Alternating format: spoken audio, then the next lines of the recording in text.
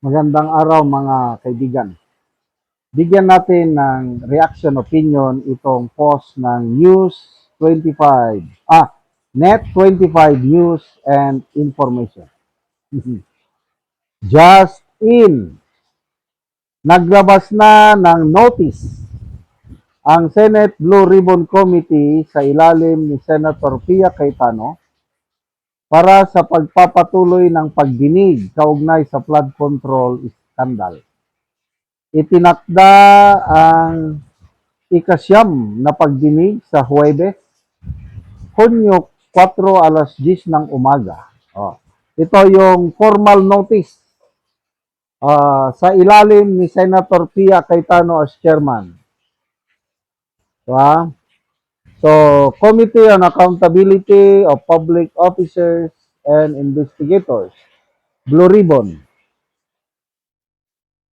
Committee on Accountability schedule notice of public hearing. Senator members, Pia Cayetano, Chairperson, Marcoleta Estrada, Vice Chairperson, Escudero, Go, Marcos, Padilla, Villar. Yan mga members. Sa minority naman, Bam Aquino,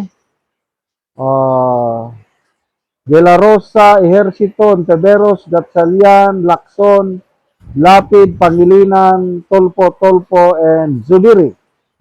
Ex-officio members, Soto, Villanueva, and Legarda. Please be informed. Ito na. That the Committee on Accountability or Blue Ribbon hearing is scheduled Thursday. Yun na. Moto proprio, nandiyan na. Formal notice. So, anong ibig sabihin nito? Hindi na nila ito mapipigilan not unless na ngayong hapon sa session magkakaroon ng kudita. But to me, it appears na wala pang kudita. Dahil nag-announce na si SP Cayetano na buo ang pagsasamahan ng Brave 13. Sabi niya sa amin walang nagkakaunsihan.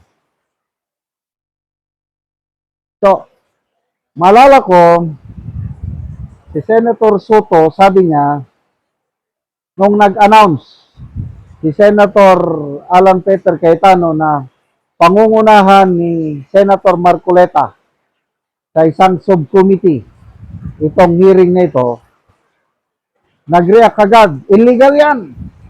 Ibig sabihin, may attempt na pigilan. So, wise move ni Senator Cayetano, instead na ang mag-issue ng notice yung subcommittee, kasi questionin yung legality, bumalik sa main committee.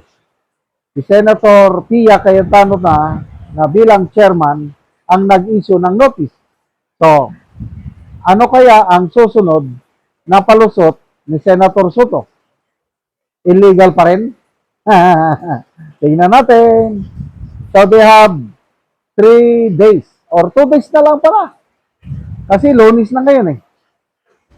So, Martes, Merkules na lang ang kanilang and kanina may mga post akong nabasa, press conference ni Senator Jingo Estrada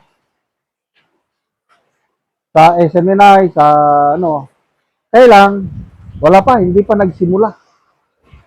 Bakit biglang nagpatawag ng press conference si Senator Estrada?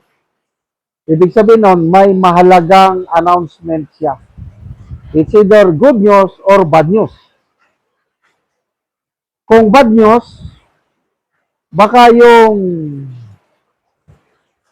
warrant of arrest niya sa kasong plunder ay inilabas na at makukulong na siya. Yan ang posibleng bad news sa kanyang press conference. Sana naman hindi. Ang gut feeling ko, good news ang sasabihin niya sa kanyang press conference. Kasi noong Friday, nag nag-file ang kanyang mga abogado ng urgent motion to out cautelam to quash o ipawalang bahala yung plunder case niya. Kasi nga, hindi nasunod ang due process. Hindi siya nabigyan on time ng ombudsman resolution tungkol sa pag yung plunder case niya, hindi niya natanggap. So, hindi siya nabigyan ng pagkakataon na mag-file ng motion for reconsideration.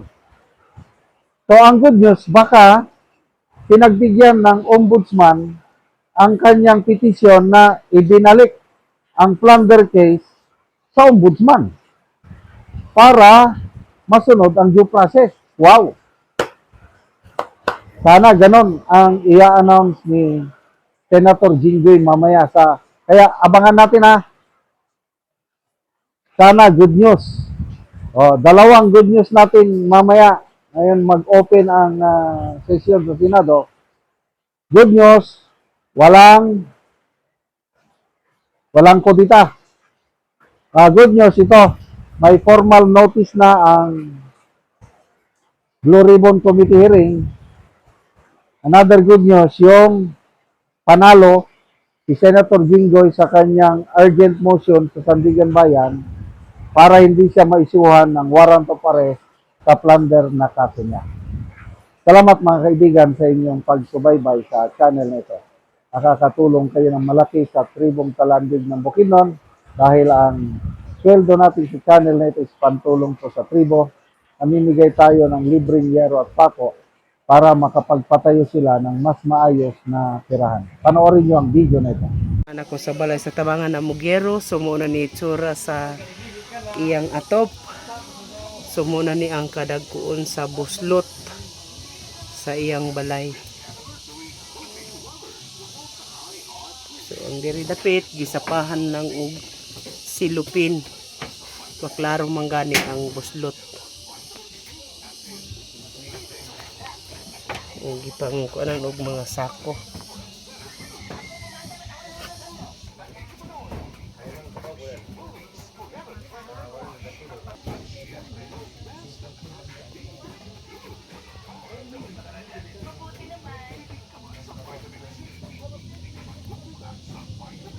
O karon mo na ni ang ngero nga among gihatag ng pulis sa atop sa balay ni Ungkol.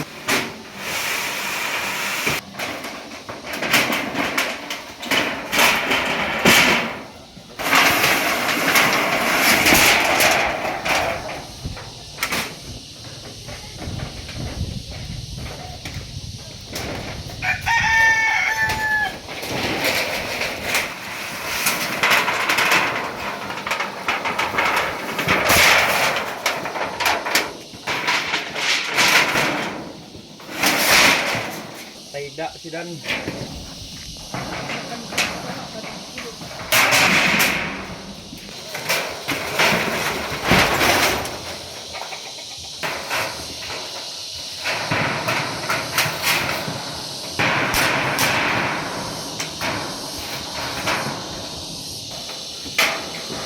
Patay ako rin TikTok sungat.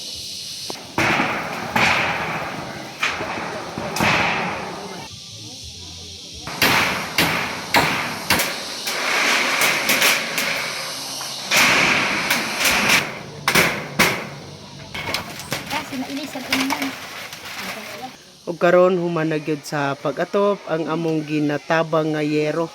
So nindot na gyud. Sige. Ay, salamat sa Ginoo sa nagtabang sa sin kay napulihan na gyud ang akong atop sa 5 na katuig. So lima na to katuig imong atop ante so bago pa napulihan. Bago pa gyud napulihan na gyud. Sa kalisod, so dili gyud ni karon nagpasalamat ko kay napulihan na gyud ang among sin. Salamat kay ante. Salamat.